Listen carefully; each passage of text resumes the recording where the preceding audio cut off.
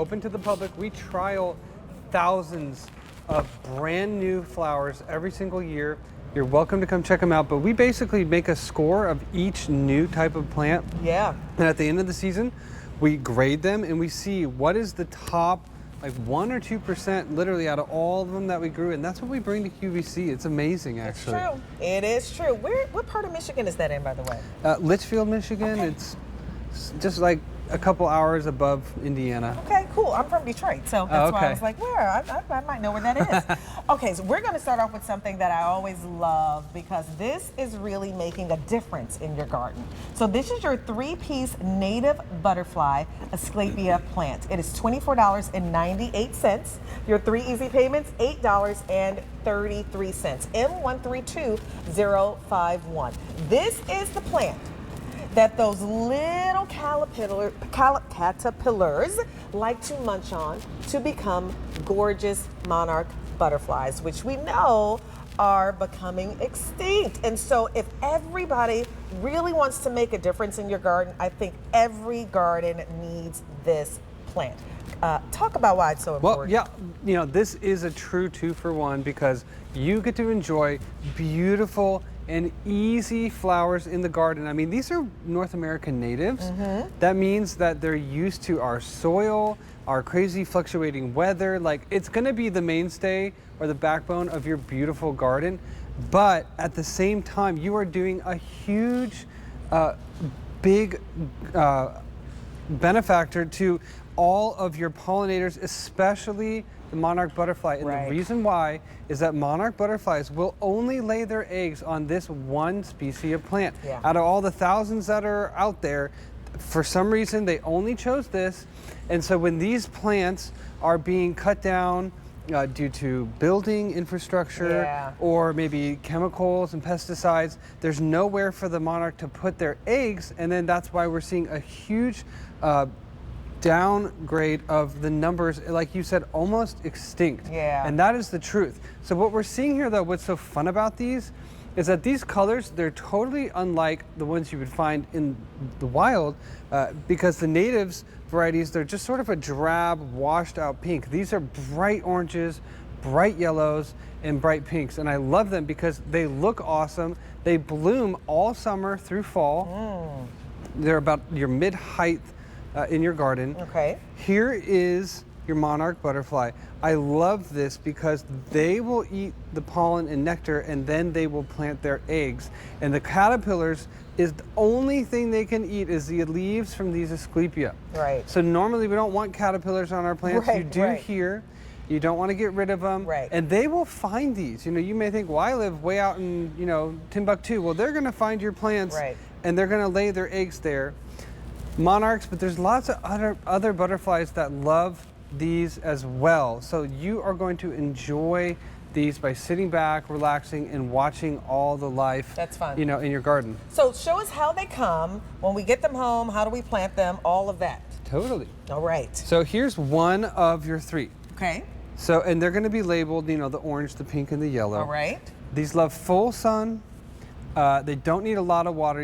First year plants, you always want to make sure you allow their roots to really sink deep, and that might mean a little more watering the first year. But by the second year, I literally do nothing with my Asclepias. They're such a hardy plant.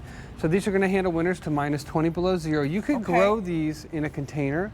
You could grow them in the ground. And the reason why is the traditional natives, they get pretty tall, like as tall as you or me. Oh, wow. But these have been bred to be a little bit shorter, a little bit more compact, which allows you to grow them in containers and they're not going to be all stemmy and fall over. They look really nice. And so, what we have on set, this is your collection the first year. This is how big that they're going to become. The first summer? Wow. That's great. And these are perennial. They grow back every year. Yes. They're going to plant them one time and that's it. That's right. So actually, winter's down to -20 below zero. So that's almost the entire country. And here's a fun thing, that these plants, we think about all of the good things we could do. We could put mason bee homes out, but these plants are the only food source for the monarch butterfly caterpillars. And so when you plant these, you will literally see them on your plants. We have a video from Sandra. I hope this is available because Sandra Bennett, our own host here, she did this. And this is what I mean is so fun. She took a film of this happening. There is her own plant. There's the caterpillar eating, and then she had a little box for the chrysalis to form. And then finally, here is that butterfly. Isn't that so cool? Wow. That is good. You want to get the kids involved in gardening? I say this all the time.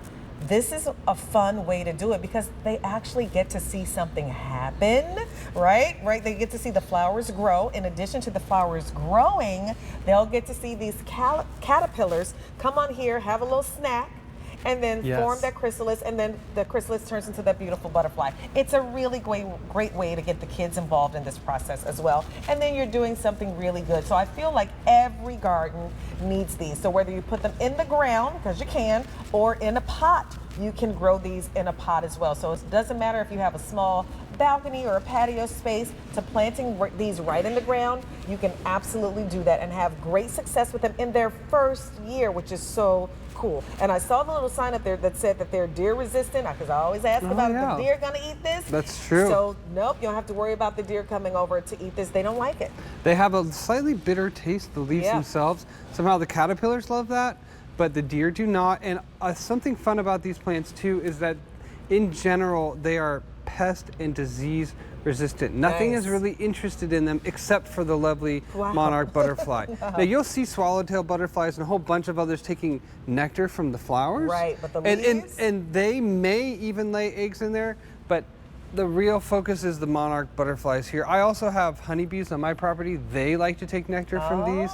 This really is a pollinator garden flower, and they're super easy to grow because the thing is, these are plants which, you know, you'll see them on a nice hike near your home, the native varieties. Nobody needs to take care of these. There are such a tough as nails perennial in the garden. Nice. But now what we have is like Asclepia 2.0 because they've been bred to be more compact, less stringy and stemmy, and the colors are a lot more rich and vivid, making your garden so beautiful.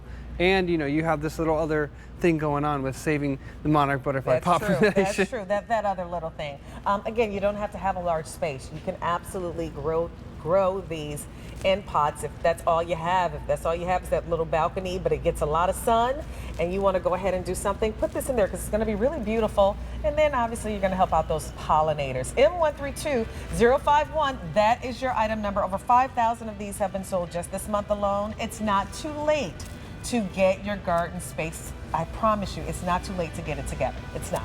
Okay, I'm going to step off to the side because we're going to talk about the